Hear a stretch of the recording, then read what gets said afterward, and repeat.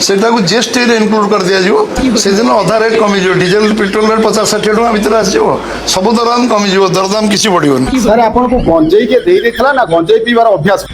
के मागे रे ना पूरा 4.5 कोटी ओडिया मानू को तमे अंध भक्त बोली भाबु अब गार्दा उड़ेदा भइया काला आगे मुला चोबेला बलिया ये कथा सब तुम अंध भक्त सिखिबो पेट्रोल ले जीएसटी आर करी 50 टका दबा तो छाड़ तादर इथोलेन पुरे की आ लोक को लुटिवा आरंभ कर दो जे जानि नथबो जे एक्चुअली पेट्रोल दाम 170 टका बोली ये क्या सुन रहा हूं मैं छाड़ पेट्रोल कथा भी छाड़ हमें सही लोक ना जे कहितला हम सरकार आसिया परे किछि दिन भितरे चिट फंड रो पैसा तम ओडिसा वासी समस्त को वापस कर दिया जी आमे चिट फंड टंका